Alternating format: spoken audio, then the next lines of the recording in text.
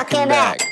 Welcome to Decision Space, the only show to take place right here in the space between the turns in your favorite games. I'm Jake Friedman. And I'm Brendan Hansen. And this is the podcast about decisions in games. And this is the episode where we continue our discussion on balance in games. What does balance mean? What are we talking about when we talk about balance? And specifically, this is part 2 of our discussion. Last week in episode 137, we unpacked balance. We talked about sort of would we even define balance? How does it relate to fairness? And now we're back to talk about really big topics like perceived balance, player-driven versus design-driven balance. Why do we even care about balance? Big questions like that. So this is going to be a really interesting, exciting episode where we dive deep on, I think, a pivotal, it's kind of like a foundational topic in games. Balance is really important, but you almost want it to fade to the background. Yeah, never has it been more clear to me that there's not a one clear definition of balance than in looking at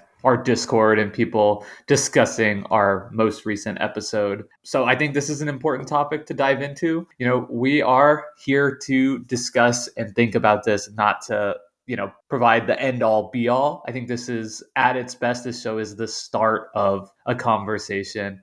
And I am excited to continue where we left off and build on it in this one. Before we do that, Brendan, oh wait, what's that sound in the distance? So, review train. What? Yeah, we got a last minute review to keep us going. Thank you so much to Capster, who reviewed us on iTunes. And this is a 5-star review titled, "This podcast is a solid 7, but iTunes only lets me give 5. Here are the bonus 2 stars. Jake and Brendan have an entertaining and informative take on board games, and I'm here for it. I used their El Grande episode as a litmus and wasn't disappointed. Their Imperial 2030, Arc Nova, and recent conversation on Push Your Luck are all spot on. Keep up the great work, gentlemen." Thank you so much for that 7-star review, Capster. Tremendously appreciated. And I happen to know Capster is a fellow board game podcaster from the Games from the Cellar podcast. And I think their kind of bit is they just rate every game as a 7, which nice. I love. So I think that's where great. That solid 7 is coming from. But yeah, if you want more board game discussion, I think they're more like playing the game and then immediately reviewing it after type of vibe. So check them out if you're interested. Cool. There's no better place to start a What We Talk About episode than getting pretty philosophical. So let's start with perceived balance. So we spent a lot of the last episode talking about balance, and I think more real terms, like is a game objectively balanced or not? What does that mean in terms of the decision space in the game? But there's a really nuanced aspect of the way we functionally experience games in our lives, where we don't live in a world where we can all sit down and play a game 50 times or 20 times or 100 times and understand it in the nuanced way that an expert would. So perceived balance is really important, because if a game is balanced, but you need expert play to get there, 50 plays, 20 plays even, 100 plays, let's say, functionally, that game might not be balanced for a huge subset of the players that ever play it. Right. So if less than 5% of players know how to counter a strategy because you have to play it 20 times to learn how to counter that strategy, is it a balanced game? Yeah, functionally, maybe not. So I think that we have to be really clear and say, that game that you're drawing up where only the top 5% of players, experts, the top of class are experiencing it as balanced. Yep. I think we have to say that game is balanced at the end of the day, but it doesn't matter because the vast majority of players will not experience a balanced game. They will experience a game with a dominant strategy, perhaps. And one thing I think a lot about in this conversation is something that we turn to often as examples, which is video games, and specifically like competitive fighting video games. And there you have balance that really feels functionally different at all levels of the game. Like you can easily imagine 2 characters in Super Smash Bros., maybe Kirby versus Fox. And people who are familiar with this game will understand this scenario. But at beginning play, the first time you've ever played that game, with two people who've never played, then Kirby Kirby wins. is going to probably win because Kirby gets a bunch of jumps that helps them to recover to the stage more often. If you play that game between two skilled players who are, have played the game quite a bit and have learned the mechanics well, that probably feels like a very even matchup between two equally skilled, not expert level players, but competent with the game players. And then at the highest level of play, between two top professional players of Super Smash Brothers, Fox is going to win that matchup like 80 or 90% of the time, or even higher. And it's clear when you look only at that subsection of players that the game isn't balanced, at least insofar as that specific matchup. But I think that really illuminates how, even though the balance of the game at the end of the day, objectively, it's there or it's not, it really matters. What matters to me and most players is how you're experiencing and interacting with the balance of the game, which brings in other factors like your own skill level and experience. I think there's an immediate natural follow-up question to this. So it's like, which is better? Should games exist such that they're ultimately balanced at expert level, or should they be designed such that they're fair and feel balanced and perceived to be balanced for the first 20 plays, X amount of plays, even if that means at the end of the day, there might be a dominant strategy that has the game. Like, if that's the trade-off we're looking at, which is better? Yeah. Go for it. I think for me, in the hobby board game landscape as it exists today, there's a clear answer to this, which is like, you want your game to be balanced for the average player. I think, going back to that like video game example, but translating it to a board game, I don't care that a board game that I picked up and I'm playing, and if I enjoy it or whatever, I don't care if it's balanced after 1,000 plays, because I have to be realistic and know that I'm not gonna play it that many times. If that's what it takes to sort of unlock that balance equilibrium, I'm gonna play it. If it's really good, maybe 10 times. Yeah. Anything more than that is really a huge outlier for me. So I would want, I'll give it a pass for like play one or two, but like after that, I feel like I want, for me personally, to be able to play the game in a balanced, fun, in a way that I'm experiencing the game is balanced after that. Yeah. I think that, to answer the question also, the goal is both, right? We would love for it to just be balanced at the Yeah, you outset want it and to be then fun in the continue. first play and then Exactly. so on forever. Yeah. But then beyond that, I think it depends on what you were saying, Jake. You said the word hobby board game, right? And I think that so much, like, the intended audience of a game matters for how that game should be designed, right? If you're trying to design a competitive game that you hope will garner an audience by being played in tournaments, you're more worried about, is this game going to hold up to 500 plays or more, probably, hopefully more, versus if you're making a hobby board game, you're really investing a lot of your resources, time, obviously the big one, in terms of, is this a fun experience that people are going to enjoy in their first 1, 3, at most 5 plays? And what can I do to get them there? And I do think there's some tricks, though, that we all ultimately, like you were saying, Jake, at the end of the day, I think in terms of like balance, let's talk about a case study. There's this game by Martin Wallace called A Few Acres of Snow, right? So this is a pretty well-known deck building game. At least it was maybe pretty well known like 5 years ago. It's a deck building game. It came out after Dominion, but its innovation was there's a board and it's a war game, and you're using your deck to deploy and move your sort of logistics of your troops around this conflict in North America in, like, I don't know the exact period, but like 300 years ago. And it became discovered at some point that there was a broken strategy called the Halifax Hammer that completely warps the decision space and makes it such that if a player employs a strategy, they're almost always going to win. So this is an example where before this strategy was discovered, people really lauded and celebrated this game. And I think that now that this is known, people throw this out, just as I'm doing right now, Yeah, as a I feel way like of this sort is of like all I know of the game at this exactly. And point. that's what I think makes it so interesting as a case study, is that so people throw out like, oh, because this broken strategy exists, this game is less interesting. And I'm only bringing this up to highlight the fact that I think, Jake, you and I could go play A Few Acres of Snow. If we don't look up what the Halifax Hammer, how it's actually employed, I bet we'd really enjoy the game. And I Yeah. think we'd really enjoy it for our first however many plays, maybe until the game broke for us because of that imbalance when we discovered that strategy. But there's something about our knowledge of the fact that Yes, that imbalance that's what I was exists. gonna say too. It's like psychologically knowing it's there, I'm definitely less interested in seeking out plays of that Place of game. it.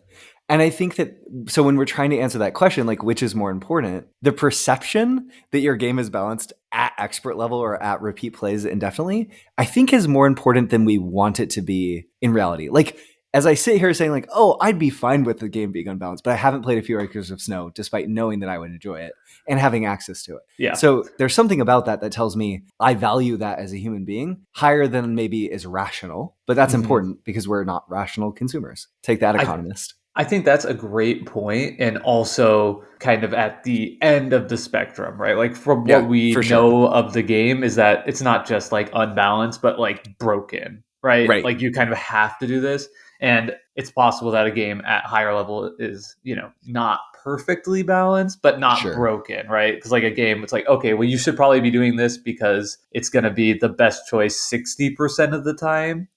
That probably doesn't work great in a super high level tournament setting because it would just like create stale gameplay. But Yeah, for me, playing that game casually with my friends, even like learning that, like, yeah, often this line of play is better, that doesn't bother me nearly as much as like a knowledge that, like, oh, I should always be doing this certain thing 100% of the time. totally. And then I think, Jake, so if the goal is like it exists in both ways, it's both fun to play at the start. So our perception is that it's balanced from the get go and it stays balanced throughout. But those things can come at the expense of one another at times, just given the constraints around how you balance strategies in games.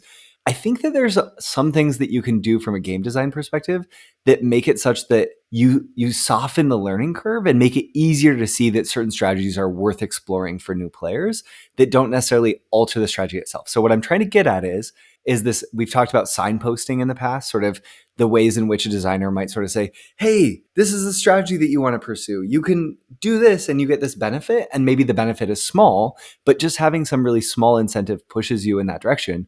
Or maybe I think of a game. Have you ever played Citadels, Jake? Mm-mm. So Citadels is a Bruno Faiduti game, and there's this one power that basically makes you like take the first player, but you don't get to do anything else. And I could imagine sometimes for a newer group of players, going first in turn order doesn't seem that advantageous because if you don't understand the game well enough, you can't perceive the impact that could have as easily, right? That's kind of abstract for newer players.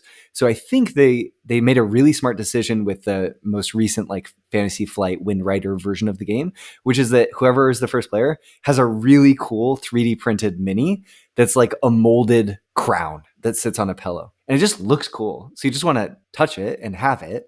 And I think that's like a soft incentive that encourages newer players to say like, oh, it's good to have this because I get to have this cool physical object in front of me.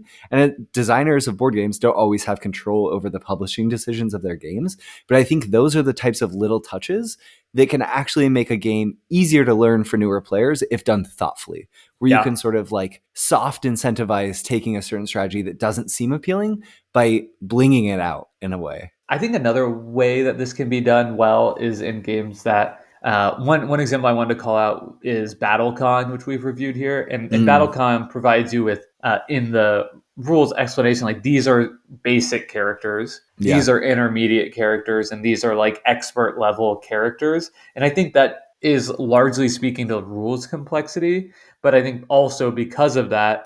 It speaks to balance in a way where, if not knowing the game, if we were to just sit down and try two expert level characters, we might feel like one just completely dominates the other because we're not able to fully understand the way that those characters are supposed to interact with the system at large. Yeah. So I really like that as a strategy that designers can employ to both curate a fun first play and enable sort of long term balance. And I think other games have that, like, provide players with like modules that you can add after becoming familiar with this game, is doing something very similar, like providing, like, maybe no asymmetric powers in the first game so people can experience like a apparently balanced system, and then once you are familiar with it, you can start incorporating extra rules, asymmetric powers, whatever, and that allows you to like have a better sense of how these things are supposed to interact with the system. And I think it is totally possible that, in that example, throwing everything in at the beginning might lead to a perception that the game isn't balanced just because people aren't able to like fully grasp all the implications of different powers, different rules from the get-go. Findorff is another example that we covered recently on the show, right? Findorff is cool because it's built around these cards that you need to build. They're buildings, and you have to you want to build all your buildings throughout the game, so you have to build a cohesive strategy to build them all. But the game is intended that you'll draft these cards, but the opening play, Friedman Freeze, the designer, has basically created a menu that says, okay, give player 1 these cards, player 2 these cards, player 3 these cards. So he basically does the draft for you, which is a way of making, like, one, the perception of balance is going to be higher because like you're being given a catered menu to taste in your first play. But also, I know that set of cards, as they're distributed around the table, have just been tested more than any other combination because it's a drafting game, so you just don't test it that way after the fact. So it kind of ensures perceived balance at the outset, so your first play is really fair. And then you also know, just because it's a hobby style board game, like if you've played that game 10 times and you want to introduce it to a new group, you're still probably going to win if you play with that menu of cards that you're supposed to dole out, but it'd probably lead to a more fair game if you played it that way rather than just cracking the box and saying, get ready to draft, y'all. And yeah. Jake, you're coming in with all this like card pool knowledge that no one else has, right? So it gives you that flexibility. And I think that that's another really good way that you can deal with this issue of perceived balance. And and I think it's a great example with Findorff too, because those cards themselves are not balanced, right? There are ones that are strictly better than others. And so if that's the case in your game, that's fine, but you have to do something to mediate that. So in this case, it's prescribing who gets what cards or putting it into the hands of players to balance themselves via a draft. Yeah. And it's such a good point that you just made, Jake. Like, one of the most interesting things about Findorff is that those cards aren't created equal. You lead to a more interesting drafting game if the power level of cards varies. So if some are stronger, some are weaker, that makes for a more nuanced, interesting draft when you have juxtaposed decisions, rather than if everything just was roughly like a 2-point sink. Like every time you make a drafting decision, that's not that interesting. If you draw a card, if you draft a card, you basically get this payoff, which leads into our next topic perfectly. I see what you were doing, Jake. And it's that some games rely on sort of players to balance out the game, because coming in with their own decisions, basically to keep each other in check, to have agency over what options you're passing the other players. And some games are just more the designer is taking complete control of the systems. They've really calibrated the strategic balance of different paths, and there's things that might push it in different directions. But these are really like the two dichotomies of balance in games: player balance and designer balance. So I think we should talk about this. This is a big subject. And I think we should start with Root as an example of the way extreme players are supposed to balance a game. Yep. Likely most of our listeners are familiar with Root. It's sort of people call this like a coin game, right? Yep. But each players have like wildly different asymmetric factions that interact with the game system in completely different ways. And there are some that are just stronger than others. However, people who are experienced Root players, which we are not, will tell you that that's actually fine or even good that they're unbalanced, because it leaves it in the hands of the players to make sure that the person that has the more powerful faction is not left unchecked, right? Players will seek out to check that player more than somebody who's using an underpowered faction. And because there's sort of this knowledge is out there about what factions are strong, what factions are weak, Pete in our Discord was saying that in competitive Root games, sometimes players even prefer taking the weaker faction, knowing that they'll be left to their own devices much more than the person who's selected the overpowered faction. And the game system itself gives players enough agency to, self-balance, right? Make sure that overpowered faction doesn't run away with the game. So I think that this is a really interesting thing, right? So basically, Jake, what you're saying is that in player balanced games, the disparate parts, factions, different, which really represent kind of strategic paths in a way, not directly, but kind of, could be inherently unbalanced on purpose, One is stronger, one is weaker. But the really important thing in player balance games is that players are given the tools to identify these power imbalances, and even more importantly, given the agencies they need to address these power imbalances, right? So in games like Root, you do this through collaboration. You talk through the situation at the table with the other players. You say, "Hey, y'all, Jake is playing as these like rat mice warlords. He's parading across the whole map. We have to team together and stop him." And the benefit of these player balance driven games is that you can model more realistic conflicts. In real life, things aren't always balanced, right? Mm-hmm. And it's more interesting to potentially, or it is interesting that games can exist that more accurately maybe represent real life in terms of simulating a conflict. So if balances don't exist the way that you have to address them, we still all want meaningful play. So we want to feel like balance is possible, but so you're giving players agencies to address those imbalances. Another great example of that is a game like Cosmic Encounter. Again, another asymmetric game where players have these unique alien powers that can broadly vary in terms of how powerful they are, but you have the agency as a player to give people the potential to win or not to a degree. You can bring people along to kind of help them and help you if they're behind.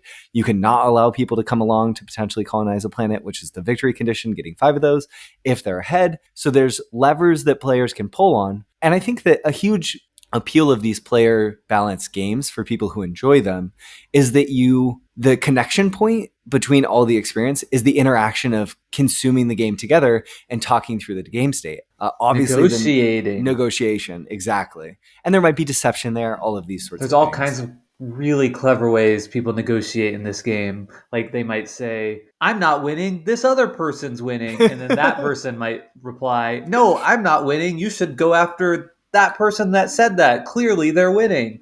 I mean, it's crazy how variable the ways people negotiate in these games are. Have you even, I mean, I just came up with that. Have you ever heard anything like that? I've never experienced anything like that, Jake. I don't know what you're talking about Yeah. as a fan of these type of games.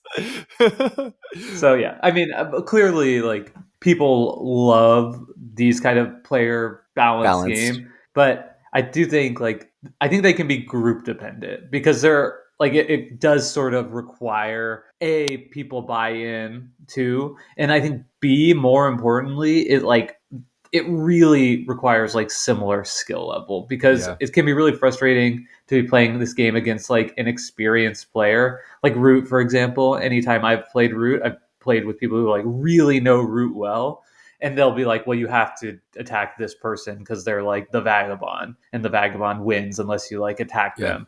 And it's like, okay, like it would be impossible for me to like know that without in my first play. So I guess I just like have to take your word for it. But then just like taking somebody's word for something in a game that's like functionally pivoting around like people's ability to like negotiate and like get the best deals, it just feels like, okay, well, I'm just giving up the goat one way or another. And I think that because of that like increased burden on player balance games to have equal skill, one of the ways that some games try to address that, and I don't know that a lot of games succeed in this pursuit. I think that's just something that these games run into and it's really tough to avoid.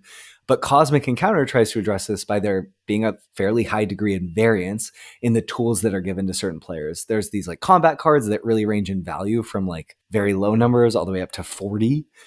So that gives you a lot of potential for if a player is not as skilled to make a pretty large impact on the game if they can get that card and play it at the right time compared to someone who has maybe a more reserved hand and has to play with a more limited set of resources. I think that's one way that these games try to address them. And then this is a spectrum too, of course. Jake, I want to talk about El Grande. Do you think El Grande is an example of a player balanced game? I do in the small case of players get start on a random territory and those Yeah. territories provide different level of benefit, right? Some give you 4 points for holding them, some give you 6. So if I start in a territory that gives me 4 points for a majority in it and you start at 6 and somebody else starts at 5 or whatever, there is a little bit of incentive like, well, we have to make sure Brendan doesn't just get to like have that 6 points for free, or even less about you getting it. It's just I'm incentivized to get majority there because it's worth more points. People are less incentivized to come into my territory because it's worth fewer points. Yep. And speaking about, this onus on these player balance games to give players the agencies they need to have to address imbalances. I think the king is this mechanic in El Grande. You can only place, this is an area control game where you're putting your cubes of your own color on the board into territories. If you control the most, you're going to score more points during scoring periods. We covered it back in episode 26. And we also talked about it a lot in our Wolfgang Kramer and Michael Kiesling episode that we did recently. But the king makes it such that you cannot place in the territory where the king is and can only place adjacent to it. And I think that tool gives players enough agency that allows them to balance somewhat. And the game also does an important thing, that it informs players of who's in the lead. It has a score tracker on the outside. If you don't have a score tracker on the outside, it's really hard to have more directly player balanced games because players then have to have this discussion of, well, who's even in the lead in the first place, which can be interesting, but it gives it a very different feel where if there's points on the board printed, you have this objective truth that you're all working with and towards that can, I think, change the tenor of those arguments away from a game like maybe Vadis, another negotiation player balance game that we've talked about a lot that I really like, but all the victory points are hidden until the end of the game. So it's harder to sort of say, no, Jake is objectively in the lead. We all have to find a way to address that. You should do this. You know, Jake can then say, I'm not in the lead. I pulled bad tokens. Yeah, no, that's a great point. And Vadis is an example of a game where you wouldn't want that information to be public because then it would just I think make the negotiation so much more math based. It's I can afford to make you pay me this much. And right. It breaks the game. Yeah. You wouldn't want that. But I do think objective information is really important here. And El Grande having, not just the score track, but I could just see, okay, if we scored now, boom, you're getting this many points or whatever. I think that's something I would like to see more in games. I can't really think of a rule book that tells you these factions aren't balanced. These ones are strong, these ones are middle, and these ones are weaker. Of course, that's the first thing that players sort of in a community on Board Game Geek, whatever, start putting together on their own anyway. Yeah. But it would be awesome if a game, I think it would take a certain amount of bravery from a publisher or a designer because balance is, typically it's balance good, unbalanced bad. So to put in your rule book, this part of the game isn't balanced, and here's some information about how these are relative to each other. But that would be really cool in a game like Root. That would make it so even in a first play, I'm less just taking the word of the more experienced person. And I can say wait a second, you're saying that we have to stop that person, but you're the one with the 3 power faction, and that one's just a 2, and your equal spaces on the scoring track. It could give some recourse, some ability to feel like you have more agency, especially when you're dipping your toes in with more experienced players. Yeah, and based on what we were talking about, simulating these more nuanced, more real life or real to life, I shouldn't say real life, real to organic real world conflicts, you could probably thematically make for a really interesting game if you sort of did that too and laid it out. Just one final thought on that, because I think it does speak right to that sort of perceived balance and what are you balancing the game for? Because maybe discovering that on your own is part of the fun, right? The Findorff cards, what if the rulebook said these S-tier 5 are the S tier cards you should always take first, and then try and build your strategy around those or whatever. You would lose something in the discoverability of the game. It is fun to be kind of figuring out which cards I like and which ones less so, but it would definitely make the game more approachable to draft with newer players. So it's a trade-off right there. Yep. That's really interesting. Another example that I could think of player balanced games, Jake, is the Castles of Mad King Ludwig. This is a tile laying game in which players are drafting these tiles of different types, trying to build castles that sort of what's next to what will synergize, how many tiles you have a certain type can matter. And if you get the right tile, certain tiles can be much more advantageous for certain players' castles than others. So that means that if you don't have a system to sort of player balance, you could have a lot of luck that could make it such that someone just draws into a tile that's really valuable, they're going to buy it, they immediately win. So the way that the designer of the Castles of Mad King Ludwig decided to address this potential problem is there's a master builder. So every round they'll draw, I don't remember the specifics exactly, but there's like 5 tiles that are for sale, and they all have certain prices associated with them. So whoever's the master builder that turn gets to choose which tiles cost how much. And it's that simple. And then the master builder gets any money spent on those tiles. So you have this interesting, like, I'm trying to price things just right. You have a real incentive to, because you want people to be paying you money. But also you have the ability to say, wow, this tile is going to be really, really strong for this one player. I have to make it more expensive. So it's a way that the designer of that has added player-driven balance to soften the edges of variance potentially and make for some interesting pricing decisions. I think the flip side of that is that you can have some analysis paralysis around like, oh gosh, like I really have to look at everyone's things and think through what the right price here is. And this does make player skill even more important, because you could blunder and just make a really strong tile too cheap, and that could throw the game. But it's an interesting vehicle, especially when there's roughly equal skilled players, to have players setting prices in a game. Yeah. Isle of Skye is a game that I haven't played in a long time, but I really need to get it back to the table, which does something very similar where everybody draws 3 tiles, 2 they're putting up for auction, they're setting the price, and then the third they're just axing and removing from the game. And that's always a really fun decision. Mm-hmm.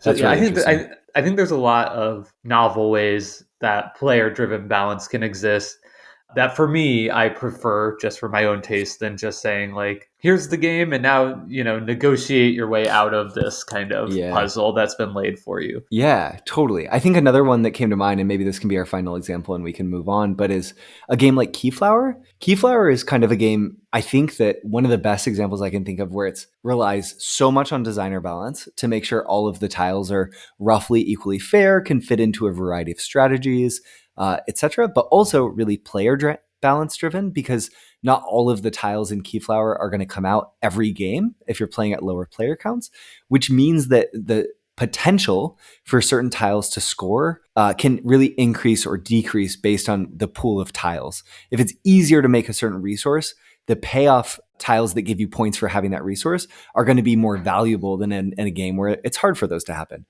So Keyflower does this by making everything an auction. The ability to acquire new tiles is an auction, and the ability to use tiles is kind of an auction, because you can basically, all tiles are worker placement locations, but you could open up by bidding more than just one worker. So you can kind of say like, the first action in this is worth more to me and I want to block Jake from getting to use it. So it gives players, again, a lot of agency over kind of costing things that I think rides that line really nicely. And for people who like interactive games, partially what they might be saying is also, I like there to be some player-driven balance in my games. Yeah. I don't want it to just be designer balance. Well said. I think that is an excellent point that I hadn't thought about in that way. And we've talked a little bit on this podcast about sort of like, what is it with these people that hate multiplayer solitaire so much, right? Like everything, like the inevitable pull towards higher interaction in games, and it may be nothing more, or at least partially due to just that, right? I want my games to be player driven balance to the fore, which is an interesting thing for, I think, our listeners to consider about themselves. Yeah. How much player driven balance do you want in your game? Yeah. Are you a Brendan or a Jake? It's like, I'll take the designer's version of balance. Thank you. Yeah, and I like player-driven balance. I don't know. It's fun. Yeah. Okay. I mean, I like that at times too, of course. I'm being a little dramatic. But Brendan, so we've talked about these different types of balance, where we talked a lot about player-driven balance.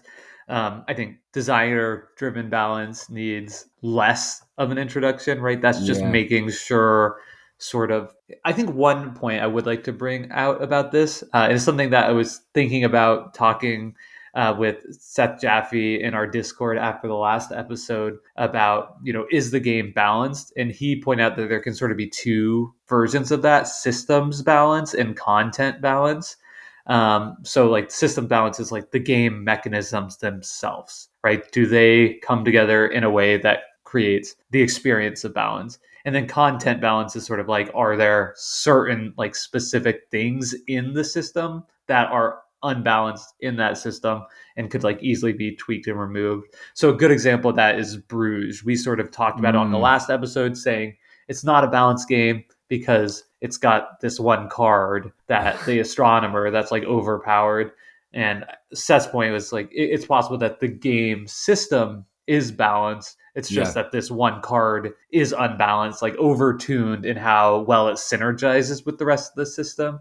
So, if we want to be really hardcore, like we were on the last episode, we say like, well, objectively, the game isn't balanced because of the existence of this card, which I think is fair. But it is, I think, an important distinction to make, that just because, something in your game perhaps is creating unbalance, that maybe your game is okay. You just need to like rein that one card back in, or remove it, or player power, or whatever. Totally. Which is also, like the history of competitive Magic the Gathering is them doing just that with ban lists, of sort of saying, we know the system works. These cards went too far. We're going to remove them, and now we'll have a balanced game. We just have to Yeah. remove these 3 cards, or you can only play one of this card, and that will fix the problem. I think that's a really good point of thinking through, is the game unbalanced because the systems are inherently unbalanced in some way? That's a lot like the player turn order that we were talking about. Right, Is a like good example of that. tic-tac-toe is never going to be balanced, right? Because it's too dominated by the first player. Yep. Or They could is it try like Jake removing said? X's. Yeah, We're just all doing O's now. Yeah. Somehow it sounds interesting, about as interesting. Or is there just an element you can remove, and there's a single element that's unbalanced? Okay, but Jake, we've kind of hinted at this throughout, and maybe just for you and I, these 2 notes, two next sections, kind of are one and the same, I think. But I want to start with a quote. But what we're talking about here mostly is like, why do we care about balance, and do all games even need to be balanced? So in episode 91 of Ludology, I love this episode. It's like one of my favorite episodes of another podcast ever, so I like to plug it when I can. It's a episode with Peter Alatka, one of the designers of Cosmic Encounter. And the title of the episode was like Alatka Encounter. But in this, there's this famous quote, at least it's famous to me, where Peter Alatka says, balance is for weenies. And I think that's a really interesting philosophy that runs very perpendicular to like what you would see, as Jake and I have been alluded to, on like message boards about games now. I also think it's much more direct than the internet would typically allow for, which is refreshing, but also, I hope you'll excuse the like maybe put down slightly, but it conveys this point pretty directly, that like there are reasons why you might not want your game to be balanced. So with that, Jake, why do we care? Why are we having a 2-episode discussion on balance at all? And again, we've hinted about it, but maybe we can synthesize a lot of what we've been talking about here. Yeah, well, part of it subjectively, I think, is that the question we brought up at the beginning of episode 1. It's like you hear the term balance thrown around a lot, and I'm not sure that we have a clear definition of what people are talking about. If I listen to another podcast, board game podcast, or YouTube reviewer, and they say like, yeah, we had fun with this game, but we think it's not balanced, like for X, Y, and Z reason, I don't know what to do with that information, because generally I don't have enough context. Like, have you played it 20 times? And, Right. I've found in like plays like 18, 19, 20, this was rising to the front. Or have you played it once and somebody lapped the table doing one particular thing, and then, it was just decided that is too strong. So I think that is why I care about this, is like having better terminology for us and others to discuss balance. Does it? And then the second part of that is like, does it matter? I think it definitely does, for a variety of reasons. I think a big part of it is, as you brought up earlier in this episode, is sort of the psychological barrier that like I want to know. I think it's about trust. Like when I play a game, I'm trusting that it is going to be enable me to like create fun and meaningful decisions, and that like time I spent into this game will be rewarded both in fun that I'm having playing it, and in like, improvement and learning capable in this game. And if I know that the game is, at the ultimate level unbalanced, broken because certain things, whether that's content or system, whatever, I think it does undermine sort of why I am going to the game and what I appreciate about games generally. Searching for meaningful play, wanting your play to not be frivolous, for there to be meaning behind it. And balance helps ensure that in some ways. Mm-hmm. I think also balance just helps keep games interesting, because it affords players variable decisions, right? If a game stops being balanced, there stop being as interesting of a decision space.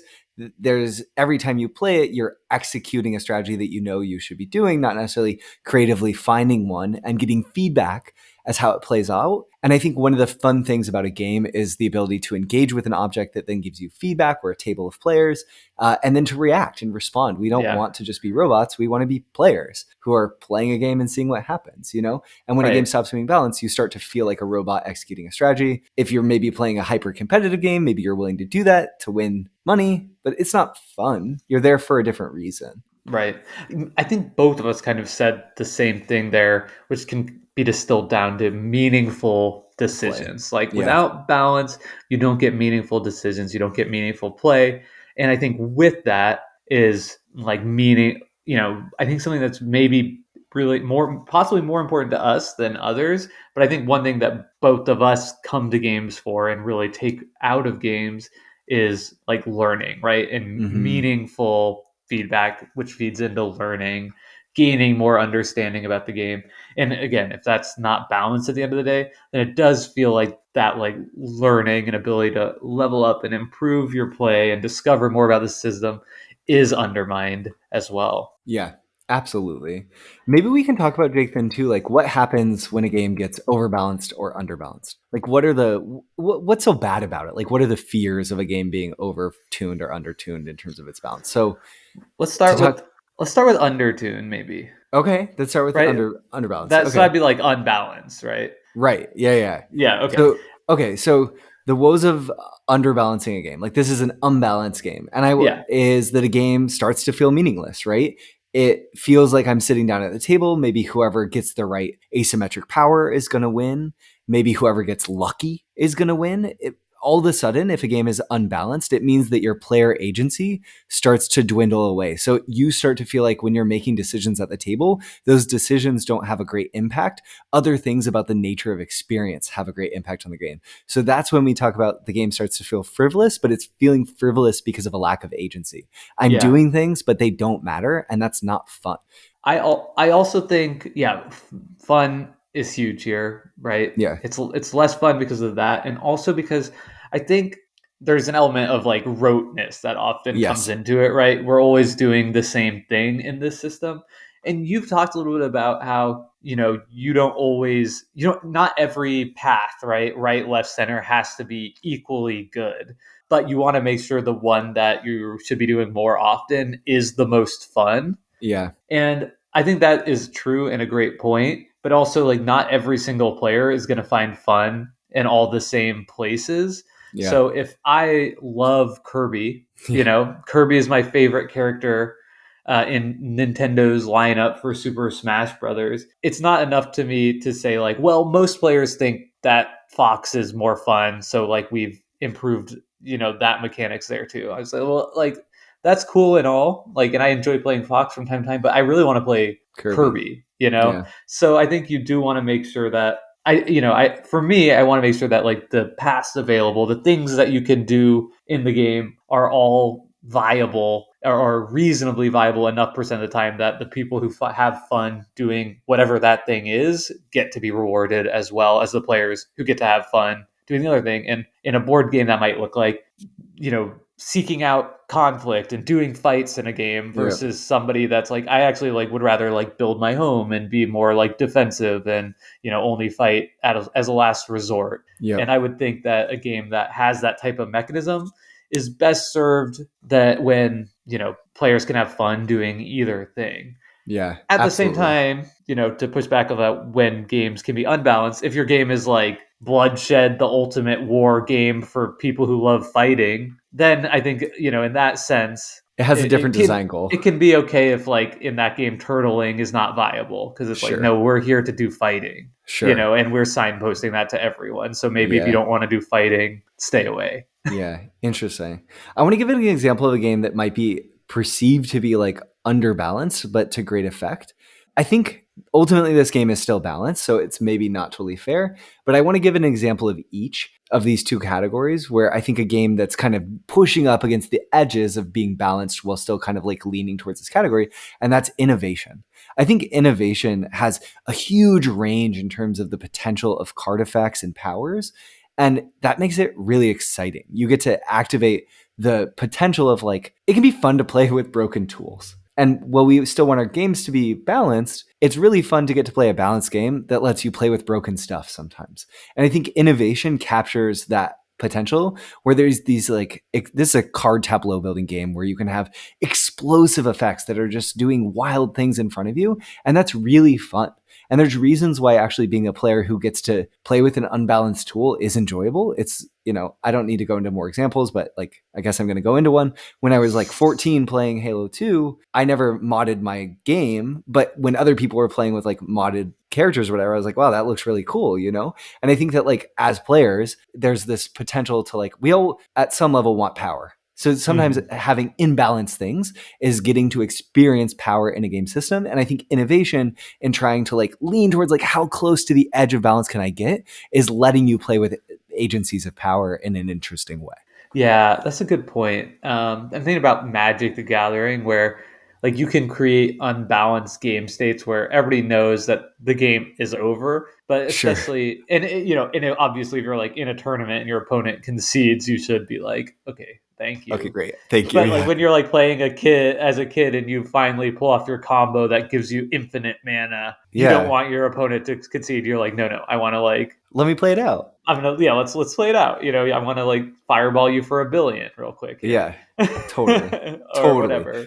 Yeah. I had very similar experiences like that at Keyforge tournaments occasionally too, where it was if it's casual play, let's watch what happens. Yeah, I have memories of especially as a kid playing. I think you will see little kids playing Magic all over the world all the time to this day with these enormous boards and just not swinging because it's fun that they have created this game state where they have all the power and they could end it at any time, but they're going to make you suffer. Yeah, they just want to hold the hammer above you. Yeah, totally. And that's a fun agency to explore, going back to CT win stuff. But then let's talk about the flip side. There's the woes of overbalancing a game. So this is where I think a game starts to feel flat because everything accomplishes about the same thing. It doesn't matter if I do. It's not frivolous because randomly something's going to be messed up. It's frivolous because if I do A or B, I get 2 points. So should I do A or B? Oh, it doesn't matter. I'm going to get 2 points. So I'm not invested in my decisions because I'm getting roughly the same thing either time. With an overbalanced game, there's also no progression or learning. If a game is underbalanced or, there's learning to do. If some strategy is better than another, you need to learn what that strategy is so you can exploit it to some extent. And in a balanced game, right, the idea is that not all strategies are best all the time, so you need to learn when to do what. But in an underbalanced game, sort of well, if I do anything, I'm going to get about the same payout. So it doesn't really matter. I'm not going to feel that invested in this. So I'm getting the same sort of thing. And then another way of saying both these things is it's just kind of samey. There's a lack of texture to the play. It's kind of like having the same soup for every meal for a week. Even if it's really good soup, it's still kind of the same thing. So you get tired of it because there's no variance in play. And then to give an example, a game that gets pretty close to this while still being a really amazing game that Jake and I really enjoy and won the Spiel, I think it won the Kenner Spiel DRs, is a Phil Walker Harding game, Imhotep, where your actions give you basically between 1 and 3 points, maybe 1 and 2.5 points every turn. But there's lots of interesting decisions in that game that keep it engaging and meaningful despite you riding on razor thin margins. And it largely comes down to the allure of the fact that you could have a 10-point swing turn that in practice will probably never come. But it's an awesome game. And I think it's a great example of when you can kind of more finely tune it and almost overbalance to good effect. Yeah. It's interesting. I guess an overbalanced game, I think a sign of that can be that every game you're within a few points of each other. Sure. Which sounds great. It's oh wow, we were within just a couple points. But then 3-4 games in, we're just within a couple points. It feels kind of manufactured. Flat. Or we're always going to be within a couple of points. It can kind of create the same thing. Where is it worth my time to continue to learn and play this game? It might start to have the same exact problems, right, as an underbalanced game where if we're always within a couple of points, sometimes I win, sometimes I lose. For the same reason as when there's a big runaway leader, I might feel okay, I don't actually have meaningful choices here because it's always going to be the same outcome no matter what. And it's the same with the learning, right? It's well, there's not really a lot of value to learn here because no matter what, scores are just in such a tight band. Yeah. Now that's not going to be true of every single game. An Imhotep, I think, is a good example that like there is enough to learn and enough to think through that, even though games are going to be like relatively close, like the good player is almost always going to be edging out, and getting Yep. the win more often than not. So I do think that game works despite being close to this. I think there's Yeah. also a ton of tension in Imhotep just in the gameplay itself, such that you don't necessarily like it feels tense the whole time. So you don't need the scoring to give you this like pop of tension at the end. Whereas my counterpoint might be so like if it always comes out to like we're all within 3 or 4 points in the 20s, that's fine. But the flip side is a game like Arc Nova, a game that we've played where points can go up to like, I don't even know, really high, like the 200s or something, right? If there's a tie in that game, it feels like a momentous occasion. It's something remarkable that you can go and tell your friends about because it feels so unlikely. Yeah. Whereas if a game plays to 10 points and you're either going to score 8, 9, or 10 points every time, it's not remarkable if you tie and there's a tiebreaker that sorts it out. And I think that this is kind of like, it just depends. It's only exciting to have a close game if it's It's possible rare. to do bad. Yeah, exactly. And I think there's a lot of games that just the guardrails are so tight to the lane that's impossible to do truly bad. Yeah. One thing that I found over the course of this show that I really like is games that allow for high highs and low lows. And Yeah. you don't get that in overbalanced games, right? Yep. You just get the midpoint all the time. And I do think that's a negative, though, it's totally player preference because a game like Bruges that allows through no fault of your own, you just don't get the right kinds of cards that you need and you're scoring 40 while somebody else is scoring like 115. In that moment, you're not experiencing that game as balanced. You're like, well, they're getting all these synergies and the card, and I'm getting crap. So there's trade-offs both ways for sure. I think Yeah. I would rather an underbalanced game than an overbalanced one more often than not. I think that's to both of our tastes for the most part. Yeah. Okay, so then going back to that question, do all games need to be balanced? No, right? Like that's just a no. There's a multitude of reasons why we play games. We talked about how imbalances in games can actually evoke and communicate and help simulate our real imbalanced world. And I think that in general, competitive games probably have a greater need to be balanced. We've talked about how a game like Diplomacy is maybe not balanced in terms of what countries people are playing, but it relies on player balance to kind of make that a meaningful play experience. Then I think beyond that, if we're not thinking about competitive games and whether they're player-driven balanced or design-driven balanced competitive games, you can just have experiential games that don't need to be balanced and they can still be meaningful because by playing them, we're having a meaningful experience that we're going to take away with us as a human. And I think there's lots of reasons why I might be interested in playing a game that doesn't feel fair, that isn't balanced, but I'm going to have a takeaway that's more interesting. I do think these games typically probably start to lean into a more niche space than hobby board games towards sort of like historical games or yeah, I say war like games are a great example of this, right? yeah, Where people are like, yeah, you're not playing a war game for a balanced scenario because of course right. like one side actually won that conflict, Yep. or that battle. Yeah, totally. Or, I've never played it, but the game Freedom the Underground Railroad is a game about like the Underground Railroad in the United States at a point where slaves were trying to escape from the South, and there was a whole network of people trying to help them escape. Which that's a game that probably isn't balanced, right? But there's a reason why it's trying to convey something about the real world through this interesting mechanism of play. Right. Yeah, I think it's a great point, and I don't want to end here because I think it's just like so meta. But one thing I was thinking about is sort of with like we know that neural networks are better at playing games than people, right? Sure. What is it like? Deep Blue has beaten the Go master, and that was Yeah. like a big point for computing power at playing games. Now, like this might be an obvious point, but I don't want a game that's balanced for neural Computers. network computers. Like I would Yeah. much rather play a game that is unbalanced for them, but balanced for humans. Yeah. Right? And like Yeah. particularly humans who are, have learned the rules of the game and played it a couple of times, and now we can get into it and have a great time. Whereas, by our definition of balance, like if a game that, we played 100 times and it all felt great to us, if it was not balanced for a neural network computing power, like that doesn't, I don't care about that Yeah. at that point, because like what I really want in a balanced game is to like experience the game as balanced. And I kind of think it's just like an unfortunate consequence that like my stupid human mind can't help but like psychologically like shun games that I have knowledge of as being unbalanced, even though like I maybe haven't got to that point in my own. Which I just want to end this ramble maybe as an important note. Like I think us as reviewers, Mm-hmm. since we are kind of board game reviewers, but to like the larger hobby, and even people who just like play games and just like throw up a review on Board Game Geek, y'all are reviewers too, or in the Discord, whatever. Like, let's hesitate before calling a game unbalanced, and maybe just try and use more specific language, and or talk about your personal experience with the game, because I really think just like throwing that around there can like psychologically really undermine other people's enjoyment of the game. And it may just be, you may just be wrong, maybe you just had like 3 or 4 really like weird plays to do with just like random chance roll of the dice, like whatever. So yeah, I think like let's just be careful with that as a community. Yeah, it's a powerful word.